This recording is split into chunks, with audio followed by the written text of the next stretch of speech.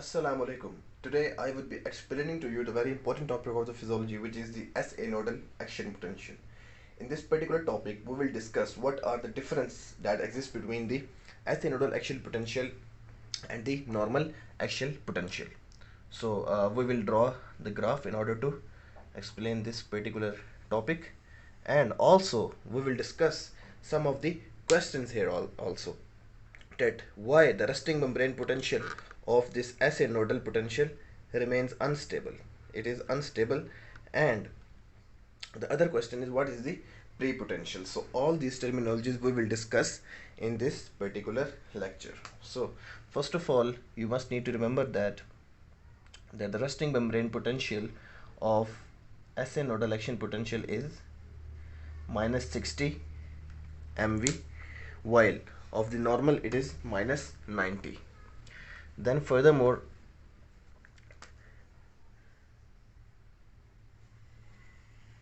yes, so now this is minus 50 and minus 40,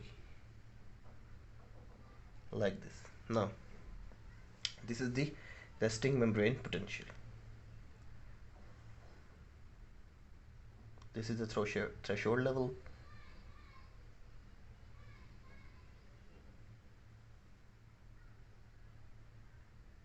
Like this.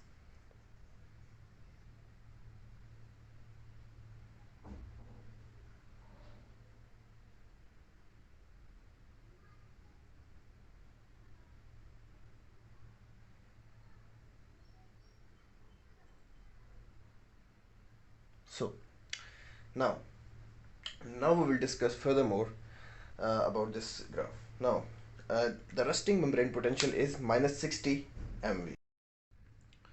So now we will discuss deeply about this synodal axial potential. So in this we will discuss the funny channel, and in funny channel first of all we have sodium and potassium channels. So the inward influx of sodium and potassium ion brings this minus 60 resting membrane potential towards the minus 50 millivolt. So these are the positive ion. So when the inward influx of sodium and potassium ion inside the resting membrane occurs, so this resting membrane potential changes and it becomes minus 50 millivolt. After this we have the another channel which are known as the transient calcium channels. Transient calcium channels, and these what happens that the calcium ions are further gets entry inside the resting membrane, and what happens that this also raises the potential towards minus 40 millivolt. So minus 40 millivolt threshold is achieved. This is the threshold. This is achieved through the transient calcium channels, which actually causes the inward influx of calcium ions into the membrane. Now after this we have the long lasting calcium channels.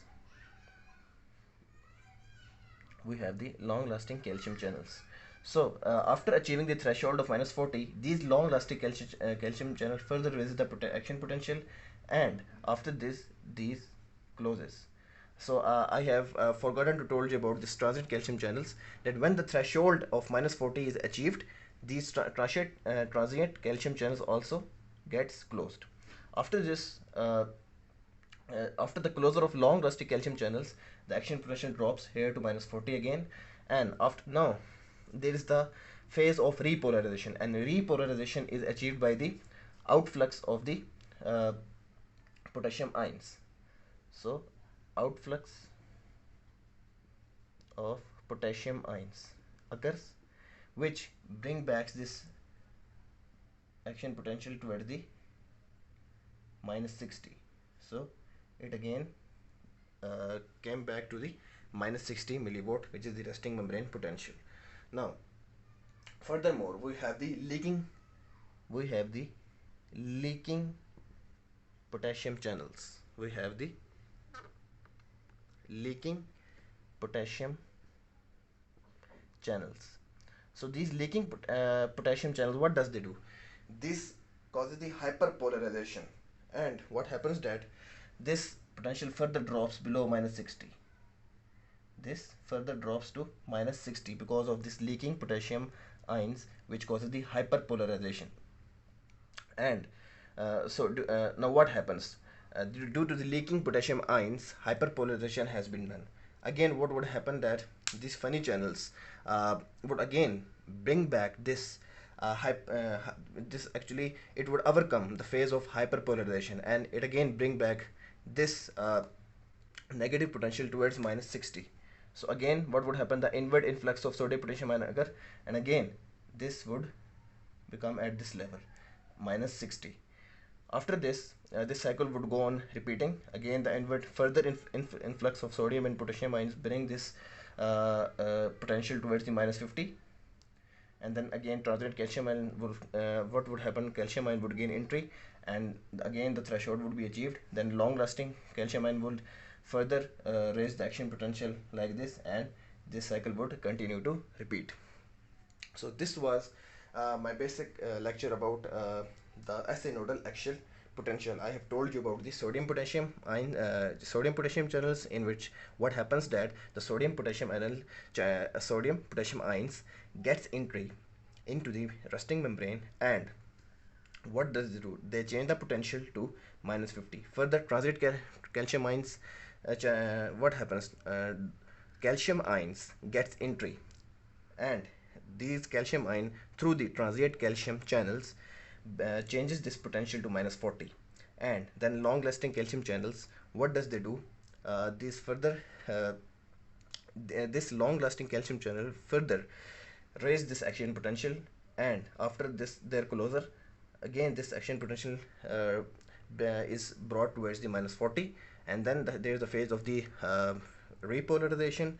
Repolarization occurs by the outflux of potassium ions, and after that hyperpolarization occurs by the leaking potassium channels. And again this is brought back towards the minus 60 by the help of sodium and potassium channels, and this again is brought back at this level to the which is the minus 60, and again the cycle goes on repeating. Now I would like to tell you about the one question, that why the resting membrane potential is unstable. Because you can see that resting membrane potential is unstable because you can see that there is a hyperpolarization. So due to the leaking potassium ions, hyperpolarization occur, and the resting membrane potential changes. Again due to the influx of sodium and potassium ions, this resting membrane potential is again achieved. So you can see that the resting membrane potential is unstable. The resting membrane potential is unstable in the case of SA nodal action potential. Now furthermore, I would like to tell you about this point, that this phase is known as the pre-potential. This is the pre-potential, and pre-potential occurs due to the funny channels, because we know that due to the influx of these positive ions, the resting membrane potential changes from minus 60 to minus 50 and minus 40 further on, and then the threshold is achieved and the cycle continues. So hope you have understood my lecture very well. Last but not the least, don't forget subscribe MS Lectures. Thank you.